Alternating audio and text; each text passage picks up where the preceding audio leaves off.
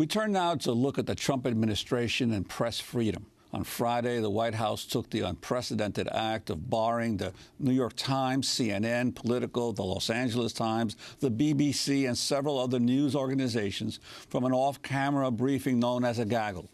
Meanwhile, several right-wing news outlets were allowed to attend, including Breitbart, the Washington Times, and One America News Network. New York Times editor Dean Baquet said, quote, "Nothing like this has ever happened at the White House in our long history of covering multiple administrations of different parties." Washington Post editor Marty Baron described the White House's decision as appalling, saying the Trump administration is on, quote, an undemocratic path. Interestingly, even White House Press Secretary Sean Spicer spoke out against banning news outlets from press briefings. Well, that was 2 months ago. In December, Spicer said, quote, "We have a respect for the press when it comes to the government. That is something you can't ban an entity from. I think that's what makes democracy a democracy versus a dictatorship," Spicer said in December. Just hours before the New York Times and other outlets were barred from attending the briefing, President Trump spoke at CPAC, that's the Conservative Political Action Conference. I want you all to know that we are fighting the fake news. It's fake, phony, fake.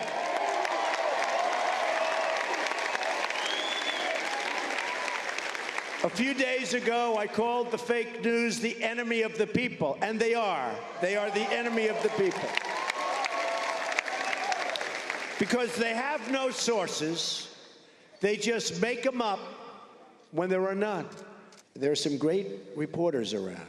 They're talented, they're honest as the day is long. They're great. But there are some terrible, dishonest people. And they do a tremendous disservice to our country and to our people, a tremendous disservice. They are very dishonest people, and they shouldn't use sources. They should put the name of the person. You will see stories dry up like you've never seen before. Donald Trump speaking at CPAC on Friday. Hours later, CNN's Jake Tapper began his show by responding to Trump's actions. Don't misunderstand what's going on with that rhetoric and with today's action banning various media outlets, including CNN and the New York Times. This White House does not seem to respect the idea of accountability. This White House does not seem to value an independent press. There is a word for that line of thinking. The word is un-American. CNN's Jake Tapper Friday. Then on Saturday, President Trump announced he would not attend this year's White House Correspondents' Dinner. The last president to skip the dinner was Ronald Reagan in 1981, when he was recovering from an assassination attempt. To talk more about President Trump and press freedom, we're joined by Robert Mani, who is the Deputy Executive Director of the Committee to Protect Journalists. Let's start with, well, President Trump calling the press the enemy of the people. It's very dangerous. I mean, to vilify the press is to undermine its credibility. The press has a very well-defined role in a democracy, which is to hold office holders and those with power accountable.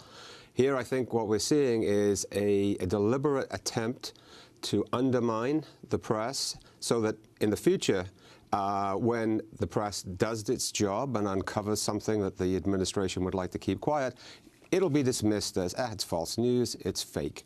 It's very troubling that this should be happening so soon into the presidency. And this issue that Trump keeps raising of fake news, really, even the term fake news only came into currency toward the end of last year, toward the end of the electoral campaign, and yet he has now appropriated that term as a description of those who criticize him. Yeah, and we saw in the campaign that he used this, and the campaign is one thing, but now he has the platform of the presidency, which is very, very powerful. And one of the tactics that candidate Trump used was to stick a description onto someone. We had Crooked Hillary or Lying Ted. Now we've got fake news. So and the failing New York Times. And the failing New York Times. So, you know, for his supporters and for many people, this will stick. And this, as I said, undermines its deliberate attempt to undermine the credibility of the independent press. On Sunday, the New York Times executive editor Dean Baquet appeared on CNN's Reliable Sources. I have to say, I think there is an effort by this administration to minimize the press. Minimize? To push the... Yeah, I think that their goal, it's just is to make it so there are a handful of independent institutions whose job it is, and we're among them, to critique the president, to hold the president accountable. The judiciary is in the same batch. And I think if you look at the pattern of the president's tweets, they're actually designed to minimize the institutions who are charged with holding him accountable. And I think that's dangerous.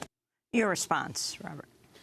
I think he's right. It is dangerous, and what we have here is a situation where not only is this bad for the U.S. press, it's bad for the press generally around the world, because we look to the United States to act as a champion of press freedom and to stand up for journalists when they get in trouble. If the administration is now dismissing journalists and undermining the value of their work, that's bad news for all those journalists who are physically assaulted elsewhere around the world, not just American journalists now who are being verbally assaulted. Well, I wanted to ask you, other presidents have had contentious relationships with the press in the past. Richard Nixon, obviously. Bill Clinton, during the Monica Lewinsky scandal, had his difficulties. What do you see that is qualitatively different, if any, about this particular period of conflict now that we've had with Trump? Well, we're just 4 weeks into the presidency, and already we're having this conversation. There's a big difference. It took a while for Nixon and the press to really get into a situation where they hated one another. We have... it's more extreme, I would say, at this point. And Nixon, other presidents, they hold power. It's natural and it's actually healthy that there is a certain tension between reporters and politicians. If there isn't that tension, then that means that the press isn't doing its job. But this is worse than that.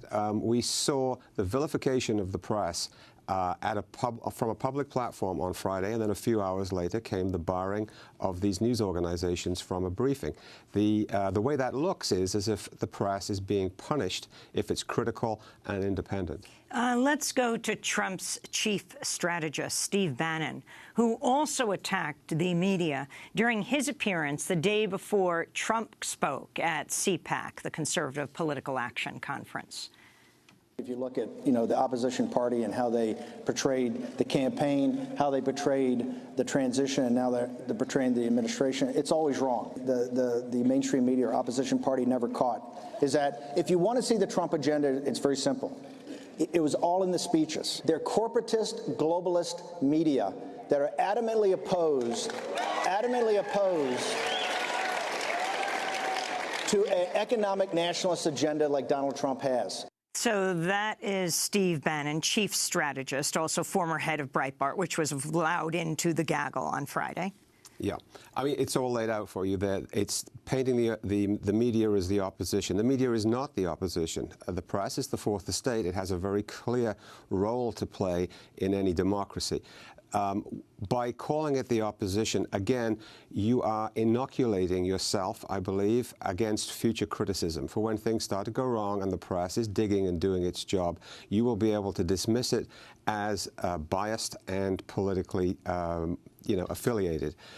This sends a very, very dangerous message, and journalists are right to stand up to this at this point and say, we won't accept this. We are not the opposition. We're doing our jobs. Well, I can see for these threats and of course, Bannon said it's going to get worse. It's not even in the future. But this issue of, for instance, excluding some members of the press from what's essentially a small briefing. Clearly, you're making choices all the time, and groups like the New York Times and CNN and Political are used to being considered the first ones to be given these briefings. Is there the same kind of criticism about the exclusion from the gaggle that you would have about these threats to the press directly? Whether that is repeated or not, I don't know. But you take that, it's sending a message. These were critical outlets. They weren't selected at random, it seemed, and it happened straight after the CPAC criticism. Journalists, not every journalist can get into a briefing. It was a pool. It's a very practical way of sharing information. But everyone that's involved in covering the White House said this was unprecedented. So I believe that it had a purpose beyond just that Sean Spicer didn't have enough room in his office. I mean, what's interesting about the gaggle, it's off the record. President Trump attacked reporters for using off-the-record sources, saying they should stop doing this. And yet the gaggle required things to be off the record. And that's a criticism of the gaggle, that the White House would often use it over the years to put out perhaps a lie, and then you can't attribute it to anyone. Then you've got the White House Correspondents' Dinner. The press has made an enormous deal out of that. There are a number of journalists who have not gone to it for years because it demonstrates the extremely cozy relationship, Democracy Now! Hasn't gone, between journalists, politicians. They'll often invite politicians as guests or A-list celebrities. But now it's President Trump who won't go, and this is the first time since the attempted assassination of Reagan, when I believe he called in, but he couldn't actually get there. Mm-hmm. Yeah, I mean, look, you can criticize the relationship between journalists and those in power as being cozy, and Democracy Now! Doesn't go to this dinner, neither does the New York Times for that reason. And as I was saying earlier, it's natural that there is some kind of tension between the press and those in power. But now, Trump could have gone to this if he'd wanted to reach out to the press, but he doesn't. So the lines are clearly drawn. This is going to be a very contentious and conflictual kind of relationship. We'll see if Alec Baldwin will show up in his stead playing Mr. Trump. Robert Mani, we want to thank you for being with us, Deputy Executive Director of the Committee to Protect Journalists. When we come back,